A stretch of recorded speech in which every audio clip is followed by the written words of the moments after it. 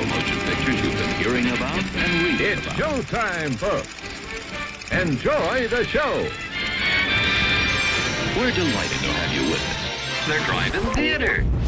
You'll find something to please you to add to your evening's enjoyment. Is pleased to bring you our feature presentation.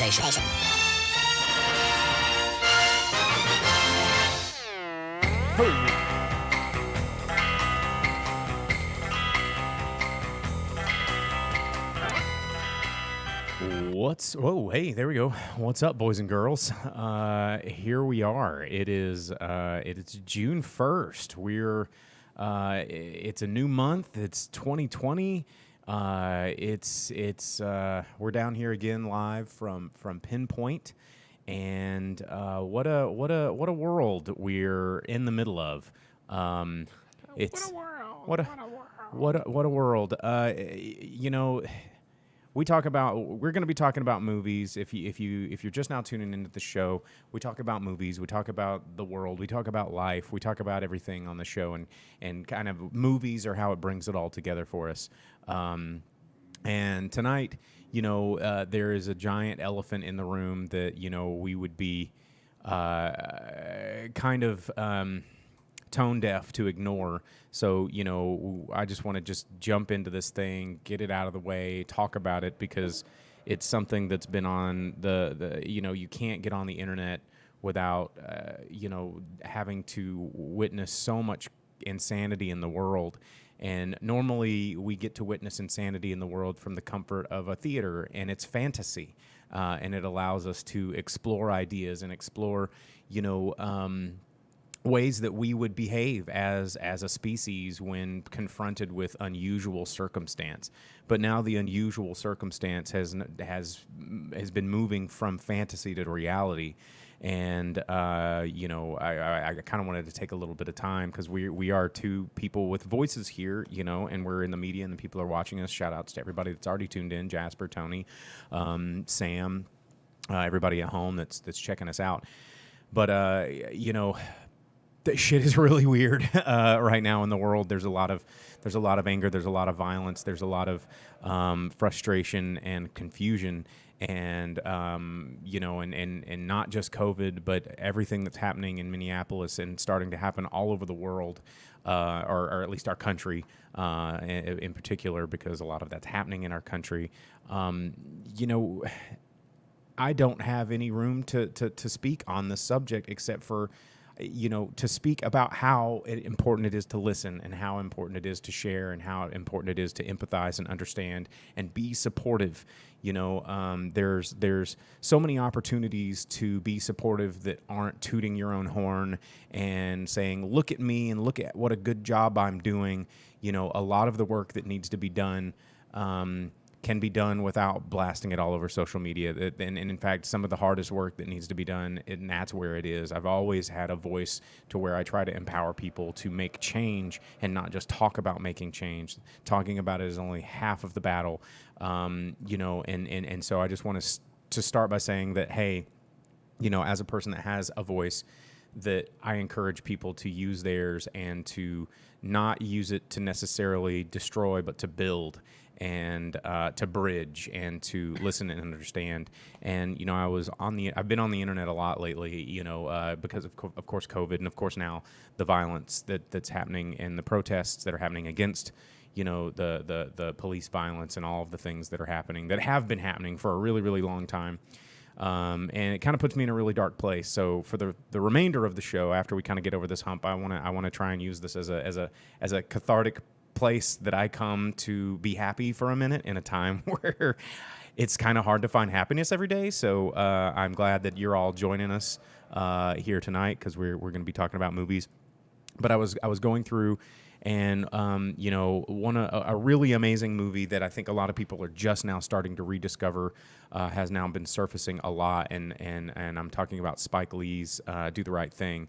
I want to say it's the 30th anniversary of it, which is really poignant. And he got on Twitter just the other day and did kind of a minute and a half recut, and he made a little tiny mini short film And he called it Three Brothers, Radio Raheem, Eric Garner, and George Floyd. Of course, Radio Raheem is the character from the story in the film, but he edited the footage that has been, the real footage that's been taking place in our world, and edited it with scenes from his movie that are 30 years old, and they're indiscernible from one another almost. And it's a really powerful, striking image. And this is a guy that's been telling the story and telling these stories for a really long time. And I think it's important to for people, because I know a lot of these messages are hard for people to digest, especially when it's not in their backyard. And, that's where I try to emphasize empathy and emphasize understanding, because just because something doesn't affect you doesn't mean it doesn't affect your society and your country and your community and everything, because we're all connected when we live in a place like the United States that has to function together. We have the luxury here in this country to be able to separate ourselves from things that we may or may not agree with, and almost nowhere in the world has that luxury but us. And it gives us this idea that, everything's so great here, when if you start digging below the surface, things aren't always that great. We're just able to distance ourselves comfortably from things that we disagree with or make us uncomfortable or whatever. And I think right now, as the world is small and getting smaller with technology, and how, something can happen 5 seconds ago in a country 1,000 or a city 1,000 miles from here, we can sit here and view it. And while there's protests going on literally at this moment, I just want to say that I'm there, and I need to express myself my own way, and but I don't want to let it get in the way of, there's so much in the world that we can't, we have to try and fix, and I just, there's a thought there that's hard to put into words, because there's so much that's difficult to put into words, but it's been weighing on my mind a lot lately, and I just wanted to kick off the show getting that out of the way. Grip, any additions, or just like, yep? I was gonna sit over here with my Kermit the Frog tea, but Johnny came in and he pointed out something pretty good there, which is be excellent to one another and party on, dudes. Party on, dudes. I mean, that is honestly, I know that Bill and Ted's coming back into vogue right now. This needs to be the in time. We'll be dancing in the streets all night, all night.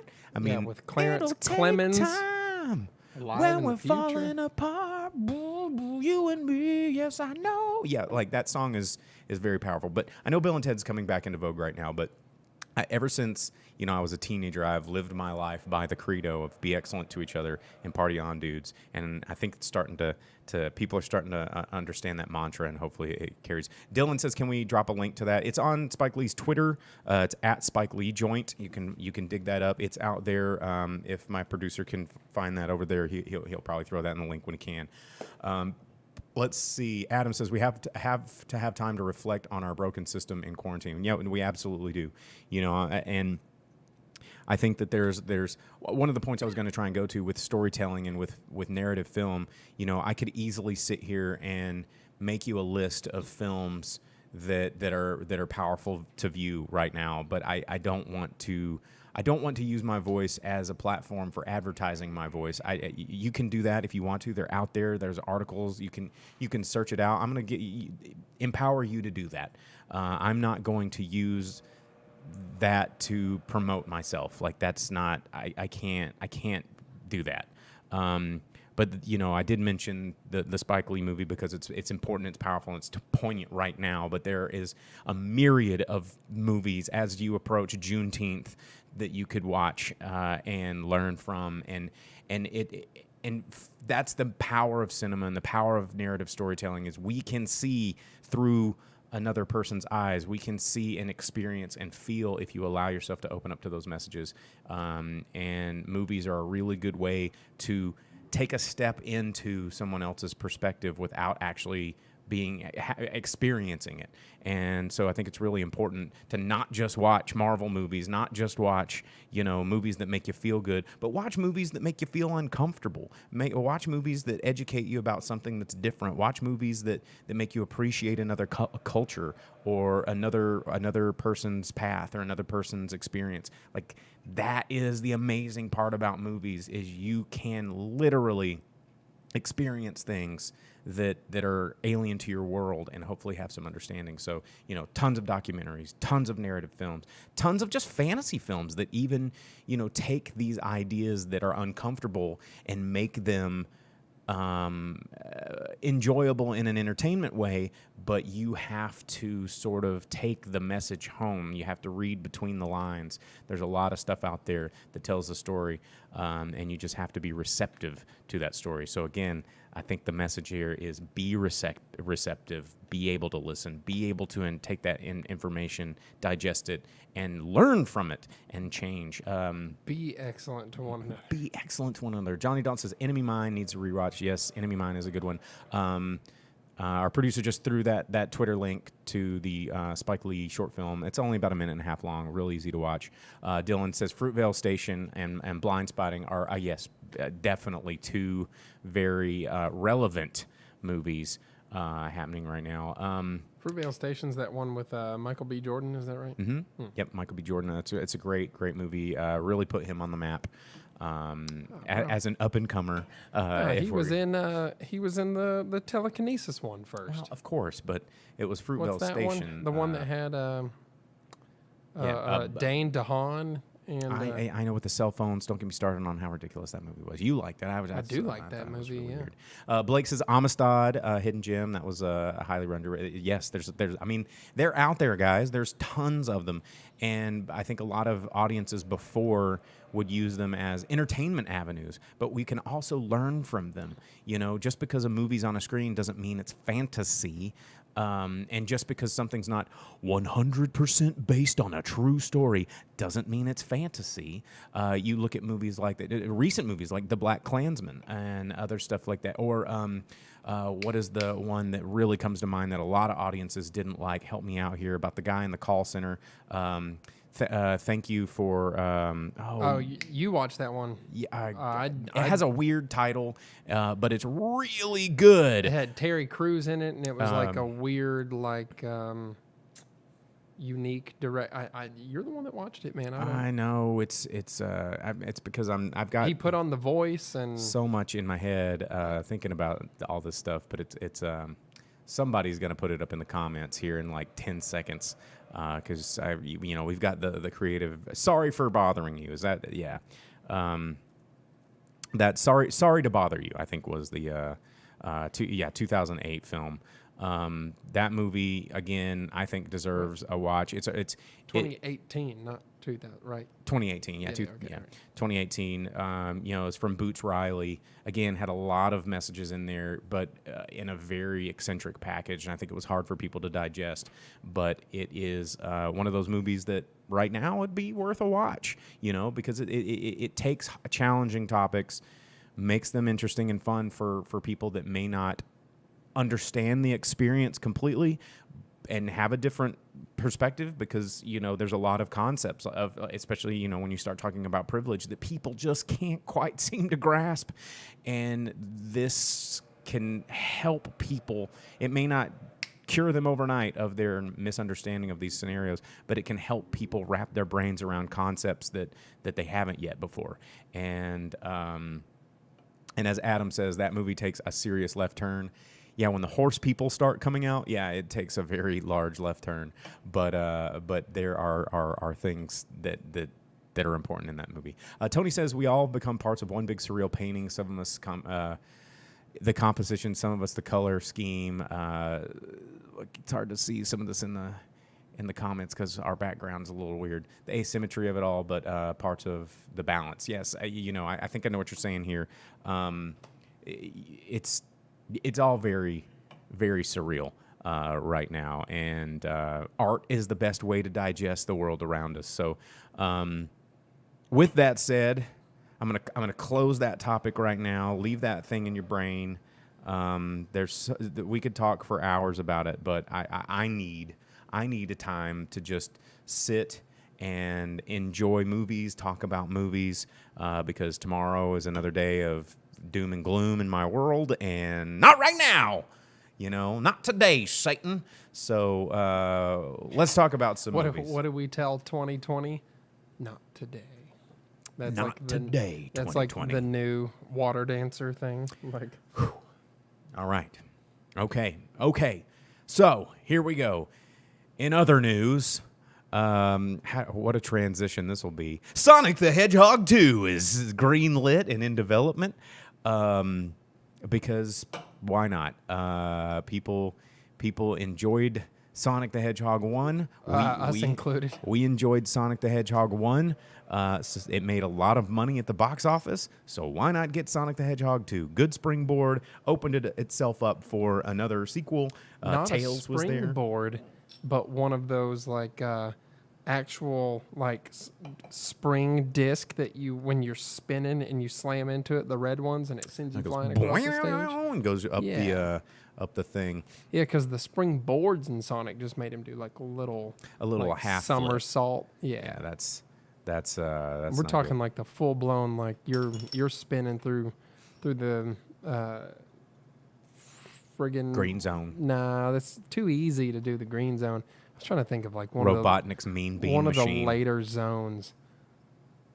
You don't You like get the idea. Sonic Spinball.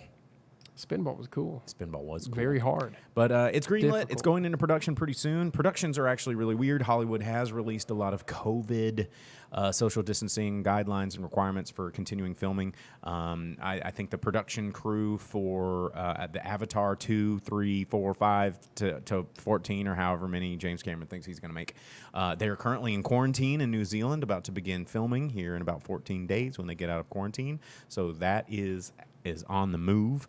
Johnny Dalton asking in the comments, did we review Brick Mansions? He just saw the preview. Brick Mansions is an older one, isn't that like from? That's like an action movie from 2014. You got me. I don't know. It's got Paul Walker in that one. Oh, okay. I know that movie. Yeah. Okay. No. Did you watch it?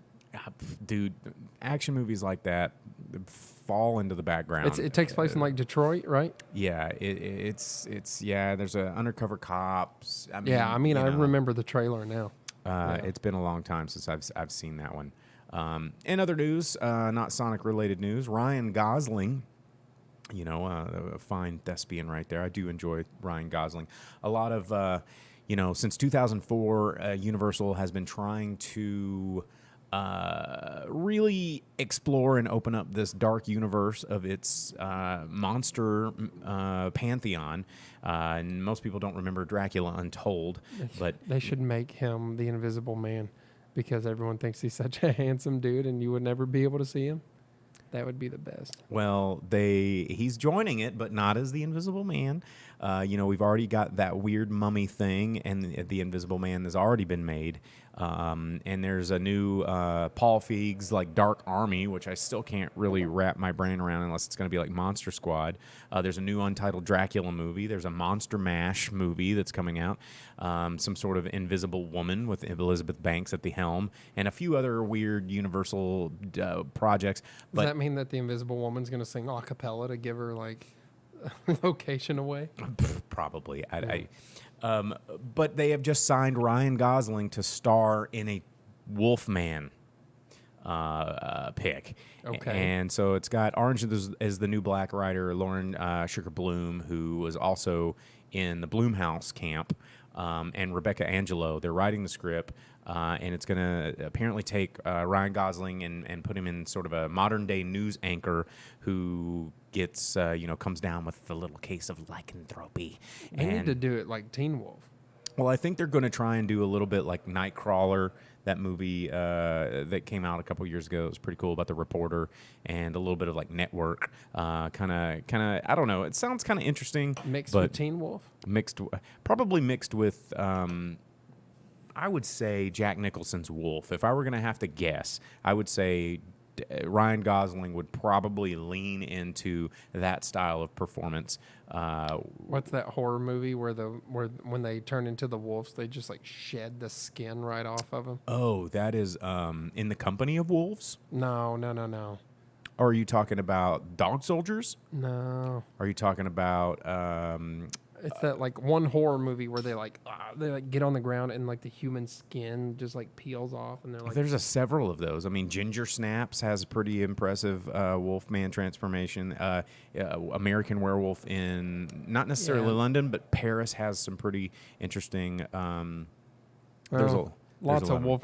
Because I think you're thinking of In the Company of Wolves. I'm not, man. Because his face like pulls off and the head of the wolf is coming out of his mouth and it's like, and I mean the other thing about werewolves, if you want to get if they have nards, man. They do have nards. Yeah, that is the weird thing about werewolves. But if you want to get like nerdy and literary about Wolfman and Wolfman story, it's about. You know, if you boil it down, every monster kind of has its essence of a part of the human nature that they explore to make it scary. And the Wolfman is a classic tale of toxic masculinity, rape culture, and the fear of the primal instincts of. That's not at all how Teen Wolf works. He got laid a lot as Teen Wolf. No, he did not. Dude! There was the one time where he was doing the play and the blonde chick was like trying but he awooed and then it never went anywhere because she got all creeped out or whatever. But he and did. Then there was that time when Boof was trying to, but then his wolf claws came out and ruined it. But he never would have had the opportunity if it wasn't for that primal like inhibition thrown to the wind. No, dude, it's because it made Scott better. And it was also Teen basketball. Wolf. It was also Teen Wolf. It wasn't the most academic of werewolf movies here. It was about basketball. It's the only one that takes place in a school. So, how about that? Just saying. For your academia, bruh. What you think about that one? Touche. Yeah. Anyway, I'm interested to see. I really like. I really like Ryan Gosling, and I think he picks good roles, and I think he performs well, and I'm excited to see it. I mean, he was probably in the best episode of Are You Afraid of the Dark? And he was young Hercules. He was young Hercules. I'm excited about it, so I think it'll be all right. And I love all things Universal monster movies. Johnny Dalton says now he wants a keg of beer. And I want a keg of beer. Yeah. Let's see. Johnny says I dug The Place Beyond the Pines. That's a pretty good one. Very sad, but very good. But all movies don't have to make you happy. That's the fun thing about movies. What else in the news that we could talk about? Apparently Scott Derrickson is set to direct a Labyrinth sequel for whatever reason that's necessary. This upsets me. I posted about this the other day. I read this whole article about they want to create this sequel, but it's like, you can't do the Goblin King. You can't. And what are you going to CGI him? Because the Goblin King is only forever. You cannot replace that. Are you just going to be like, oh, well, actually, the Goblin King changed this form, and now it's someone different. It's Tilda Swinton. That might be the only one that works. Yeah. No, there's already a campaign online that's like, the only replacement for Goblin King is Tilda Swinton. Yeah, okay. And I'm okay with that. I mean... Because Tilda Swinton rules, and she's basically an alien. But she can't do the Bowie singing. How's she going to do Magic Dance? Dance, magic dance. Dance, magic dance. Yeah. Cast that magic spell on me. That's not going to remind me of the child with the voodoo. The babe. Yeah. Just the babe. Yeah. Yeah. God, Labyrinth is so good. It is very good. And what are they going to, if they don't bring Ludo back, then I'm going to start riots like we got going right now because Ludo is the coolest and you can't have it without him. Otherwise, they would have never got out of the bog of eternal stench and everyone would have smelled like doo-doo for the rest of their lives But instead, Ludo, being homies with the boulders, called them down and everyone got to cross the boulders in the stink swamp. Hold up, Ludo got something to say. And it's like, blah, blah, blah, blah, blah, blah. Ludo's the coolest, man. What are you going to do without the dog, riding the dog? I don't know. The You little can't. night dog? Yeah, dude, Labyrinth is tight, and the song Underground from that movie is the freaking best. Is that the one where they're in the MC Escher painting and he's just like creepy singing to Jennifer Connelly as she chases her baby brother around the MC Escher painting? Yeah, And he's just like, it's only forever. yeah, he's not just like long at all. so creepy. Lost and lonely. That's underground. Yeah, dude. It's so good. Plus, in movies now, you can't just have a wall of hands touching people. They can't film that. You can't. Not in regular movies. Not in regular kids' movies. But I think after the success of the Dark Crystal resurgence on Netflix, they're like, well, if we're going to do Dark Crystal, we better do Labyrinth because those movies kind of go together, Jim Henson Studios. And then we're going to get like a Mirror Mask like TV series on Netflix, which nobody asked for because Neil Gaiman,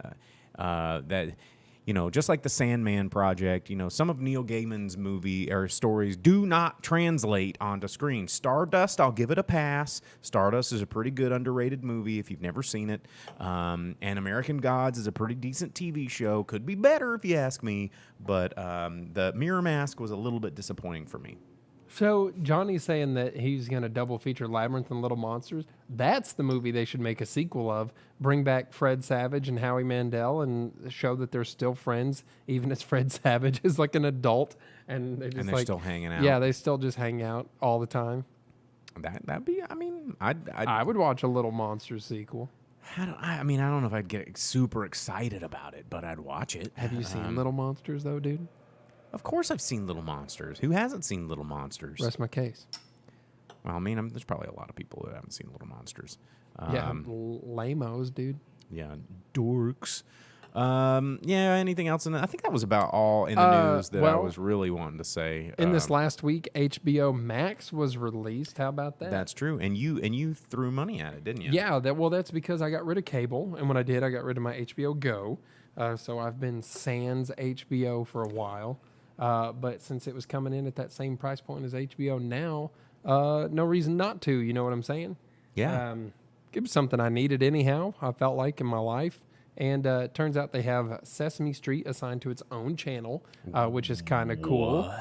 They have a DC channel because Time Warner Brothers. So you can get some stuff that was previously only accessible on the DC streaming service only. Have you seen the trailer to the new Stargirl series? I have. And there's also Doom Patrol Season 2, which Doom is on the Patrol way. is available on HBO Max. That's one of the things that was. That's not out yet, is it? DC. The season 1 of Doom Patrol. Okay, because I know Season 2 starts, I want to say sometime this month, because I really enjoyed Doom Patrol. Yeah, but it's one of those things that was previously only available on DC's exclusive streaming service. So Johnny Dalton in the comments here has a really, really good, important question that I think needs to be asked. Do they have taxi cab confessions, though? I don't know. I didn't look for it. I went on You TCM. didn't? They have a TCM channel that I was super jazzed about. They have tons of Kurosawa movies, a lot of Godzilla movies, a bunch of John Wayne. If you can think of a movie that's like a Criterion collection or like you've seen that's just like the most iconic movie ever, it's on this TCM section that they have set aside in HBO Max. That was super cool. So, okay, just to refresh, if I had not cut the cable yet and I subscribe to HBO on my television, that gives me also HBO Plus? And So you'd have HBO Go made HBO available to Go, you. okay. But And then depending on there's- your cable provider is if they will upgrade it to the HBO Max for you or not. So there's HBO Go, HBO Max, HBO Now. HBO Now, Mm-hmm. and That's it. so, okay, that's a lot. That's confusing. Well, Go is if you have cable. Now is a standalone service, and Max is it's Now plus extras. So why not just make it all Max? I mean, that's the idea, but it's What's the price difference between none. Now and Max? None. So Max has more, but now has less and costs the same. Yes. God, you remember when me, But the boom that's- operator, used to tell you how stupid things are going to get when it all goes on streaming? Some older smart TVs or tablets and things like that won't be upgraded enough to run Max, so they can still own it. Right. So you pay for a service that you can't even watch on your television. Mm-hmm. That's can- what I warned you guys about a long time ago. Just depends on the guys. technology of your TV, bro. Yeah, but just like phones, they're getting us prepared for a world where we upgrade our everything every single year.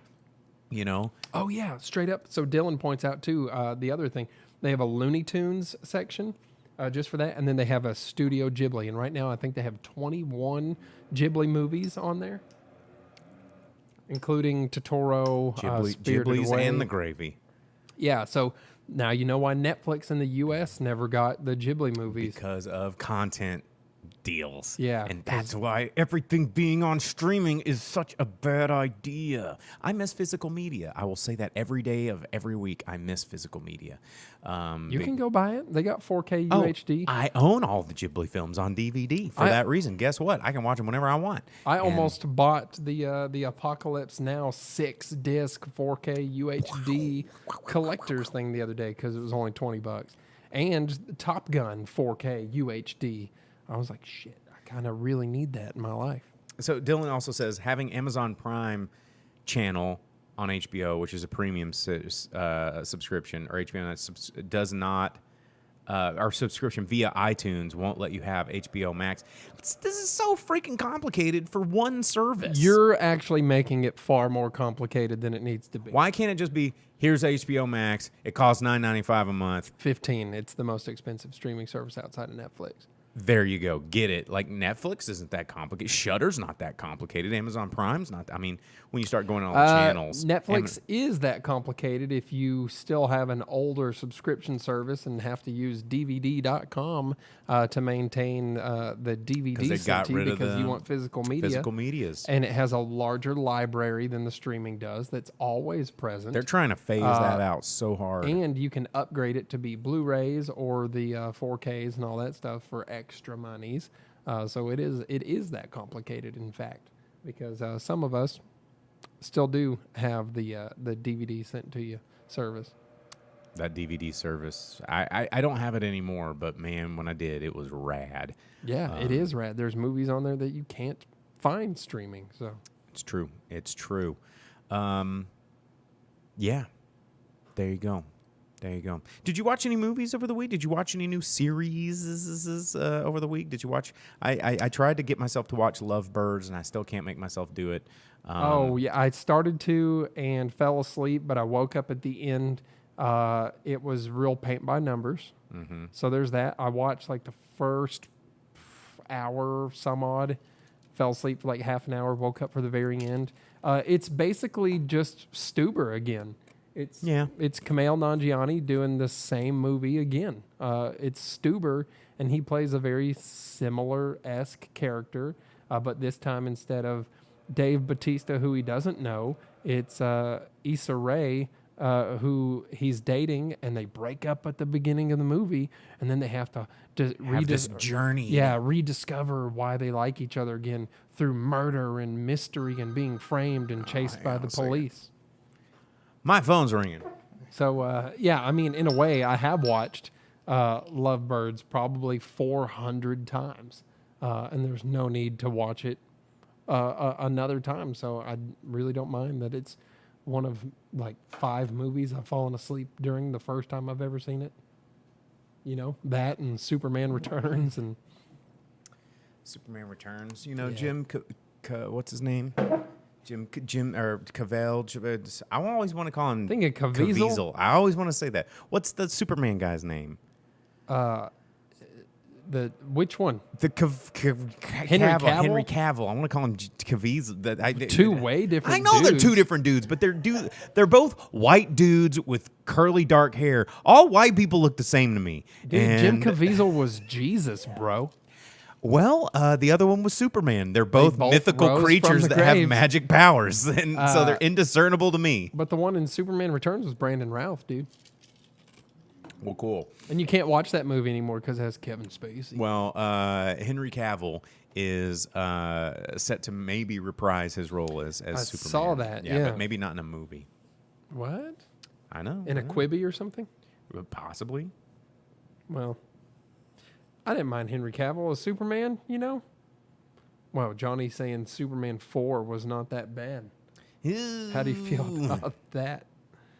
With friggin' nuclear butthole man. All right. Sorry, that was one of my employees actually asking kind of for your phone number in a roundabout way, asking for your place of employment, your shop's number. So, yeah. I was like, did you give it to him? Don't give my phone number to people, bro. Why not? I don't need people talking to me. Not even if it's our the lovely bartender Cass, who works here at Pinpoint. I don't know that person. Well, you could. You can give anyone work's number, but don't give them mine. That's what I'm going to do. I'm going to give them your job's number. Yeah. Anyway. You know how I am when I meet human beings in real life, and you're going to give them direct access to me? Yeah. It's weird. You got to get him at least 6 Coors Banquets in. I don't know about that. And then he's the life of the party. He can't stop making friends when he's about 6 Coors in. And then what? That's way too few. That's way too few. This is seriously what happens. And he gets a little intoxicated, you guys, and he goes out and he's party time, Jake, and he was like, that guy's the coolest. He's so funny. I was laughing. I was in tears. He was telling stories. I want to be friends with this guy. And then his drunk ass goes home, wakes up the next day. Next weekend, somebody comes up to him and goes, dude, what's up? And you're like, who the fuck are you touching me? Get away from me. And they're like, well, I mean, you remember when we hung? And you're like, I don't remember shit. I don't know you. And that's how that happens every time. And you're just like, wow, why are these buttholes coming up here and talking to me like they're trying to be my friends? And it's like, well, because you made friends. No, I never made friends. That's not how this works. Unless we talk about movies. Yeah, which you Shout out often to do. movies. Because something will happen, and then someone will be like, oh, well, what about this movie that you're real passionate about? And you'll be like, well, let me tell you something. And then you just go on this amazing story session, and they go, Yeah, just like Macho Man it up. yeah. It's exactly. Yeah, movies. Yeah, I've seen one of them. I've maybe watched 1, 2, 3 of them. Yeah, like that. Exactly. Bonesaw's ready. Except for it goes on for like 15 minutes, and Oh yeah, I like, could do a Bonesaw forever, man. It was like the old smoking barrel days where we'd be sitting at the bar, and then something would come on the TV about a movie, and be like, well, let me hang on a second. And we'd be talking about, some shark movie or some space movie or something, and there was like, I want to be friends with that guy. And then when they want to be friends with you, you're like, get away from me. I don't know you. Dude, shark movies, you know what? That's what I've been kind of doing instead of watching movies, since there's not too many new ones. It's gone back to slowing down again on fresh movies put out into the into the wild. It's creeping. I played a lot of Star Wars Fallen Order. Oh, okay. Not super into it, but that's only because they bend Star Wars lore to the Disney will, and it's not the same, and it's not Star Wars, it's Disney nonsense. But that's whatever.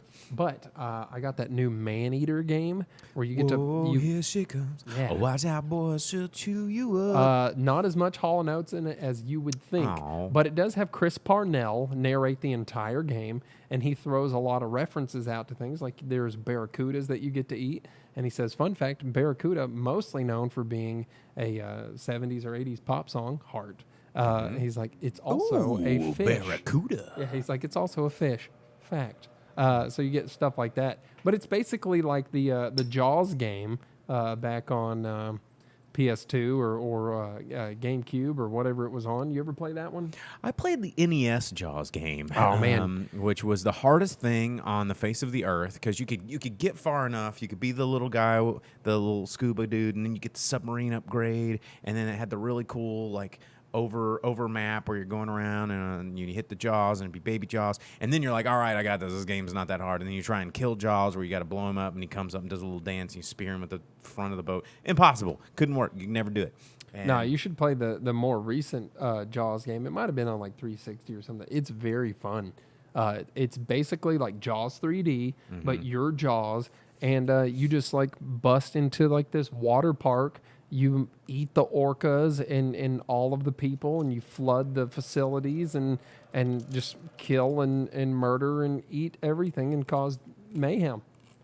It's a lot of fun, actually, and that's kind of how the Maneater game is. But video games are like so cinematic now that It's weird. It's kind of. I fun kind to of play a miss that, game. like flying an airplane left to right, dropping bombs on jellyfish, and listening to that cool music. Like that's the Jaws game for me. Yeah, you remember the music from the NES Jaws game? No. It's good. That's real good. I mean, it's mainly just the bonus scene music with the jellyfish and the cannonballs, where you're like pew pew pew pew pew, and you're trying to get all the jellyfish dead with cannonballs, which seems kind of like a little bit overkill, but hey, Nintendo, right? Yeah, there you Right. What else? What else is going on? I haven't watched any movies, man. I go. haven't. There's nothing Nothing to new and. And everything is so crazy. Yeah, the news, I guess, is dragging the attention away, or whatever's happening outside And rightfully your so. window. Rightfully so. Yeah. It's just it's really hard to feel entertained and feel excited about entertainment right now. But it's we didn't want to cancel tonight. We wanted to come back out here. We wanted to talk about things and movies and fun and have a good time and have a beer with you guys. But yeah, there's just not a lot of content that's just not fucked up. Yeah. There's not a whole lot of, not a good way of dancing around that word, but man, yeah. So another sad, not to get closer to the ending on a sad note, they're speculating that over 40% of movie theaters in China are going to remain closed permanently after all of this stuff. That's a huge hit. Huge hit. Big movie market. Speaking of movies and movie theaters that are open, our local 112 Drive-In opened this last weekend. They did. They weren't going to do it, but they got a lot of pressure, and they decided to do it. And this weekend, I think, is Wonder Woman and the Goonies. Yeah. Okay. Yeah. I was going to say Goonies. Goonies first, then Wonder Woman. So you've got a couple of cool family-friendly options there. And they're doing it 4 days. Yes. Yeah. Yeah, They've expanded their normal show window from it's normally Friday, Saturday, Sunday to Thursday, Friday, Saturday, Sunday. The demand is there. And speaking of drive-ins, we were doing the right here outside of Pinpoint on Saturday is the drive-in dance party. The Beatbox Presents Drive-In Dance Party over on Facebook. You can check that out. It's not a virtual event. It's not a live stream. It is a be there physical in your own car, socially distanced event. We've actually partnered with Big Box Karaoke. We're doing $10 Beto Box specials that are delivered straight to your car. You can have your choice of soba noodle dish or rice bowl dish, and it comes with little pickled vegetables and a dessert, a little cookie. And then we're also working with Beatnik Generation Lighting. They do a lot of the lighting for the Walmart amp and George's and a lot of other special events around town. We're going to do a big light show on the back of the building, which is going to be really cool and really exciting. And it's free. All you got to do is come and socially distanced. You pull your car up. Show up and don't talk to anybody. And you got your car. You can have your car full of people. You tune your radio dial into our private station. I think it's 89.7. What we're gonna do, and you just jam. Order some food brought to your car. You can see your friends over, and look at what you can have in your car. $10, man. You can have all that delivered right there to your car. Delicious stuff from Big Box Karaoke. Our friends just right down the street here. Tonight we're filming from downtown Fayetteville on Block Avenue. I need to have a quieter car for this. You don't have to have your car running. I do if I want my battery to stay alive, bro. Oh well, that's because you're Tuner Boy Trubs. Tuner Boy Trubs. Ain't you never had like a cool, fast, low to the ground, drifty hot boy car? No, Can't say well, that I they am. don't. They're from the '90s, and their batteries don't last too long. So. Well, that sounds like a you problem. Especially when you've upgraded it with new 2018, 2019, 2020 technology, touchscreen double DINs and stuff that it was never meant to have. Well, there you go. Sucking all the juice out of the battery on that dude. So. Sucking the juice. Yeah, wheeze the juice. That's Yeah, your car wheezes all the juice. Yeah, that's my whole battery. It's just Link, and it's like wheeze the juice, wheeze the juice. Merle's saying, evening, guys. He says, sounds fun. See you there. It will be a good time.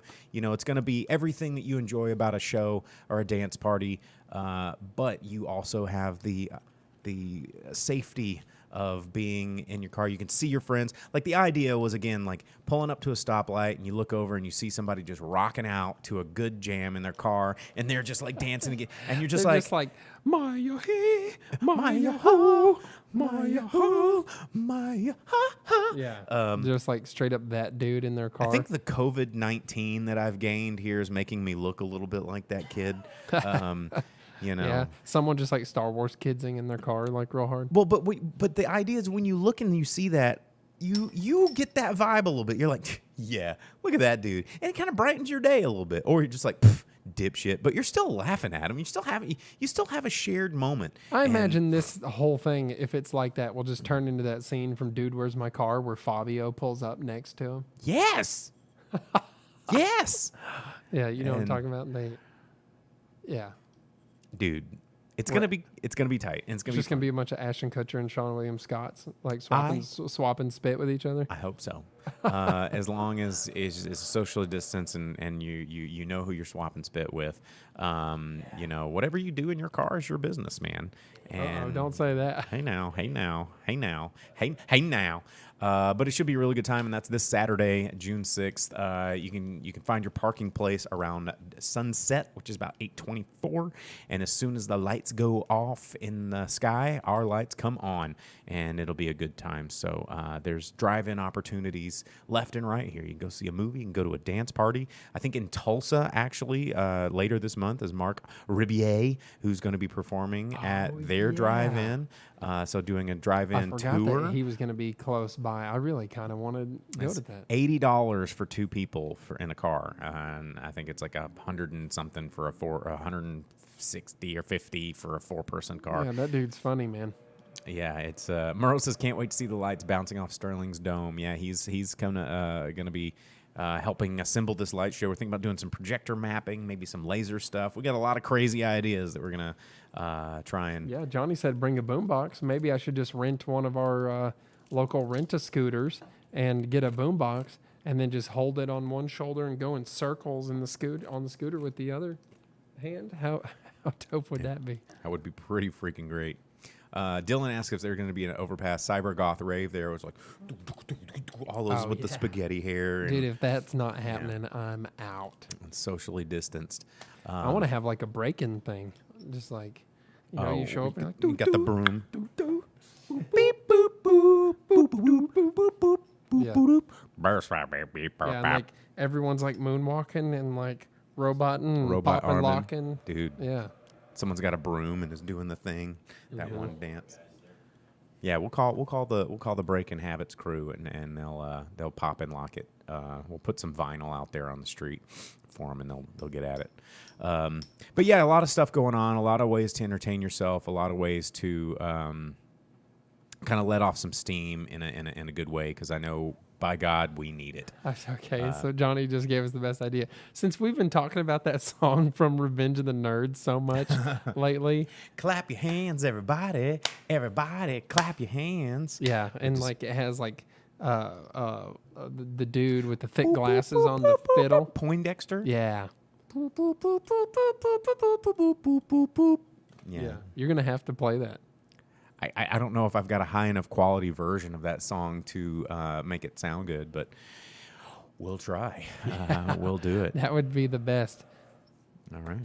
Well, all right, guys. Well, we're going to wrap things up here tonight because now we've just got to the point of the show where we're just chit-chatting. So we don't want to take up all your time. And we got It's a different part of the show. well, I mean, at least we have a format. But like and subscribe, share it. Please do. It really helps us out. Find us wherever you find your podcast if you want to get the audio version of it. And as always, I'm the Boom Operator. And the Grip. We'll see you next week.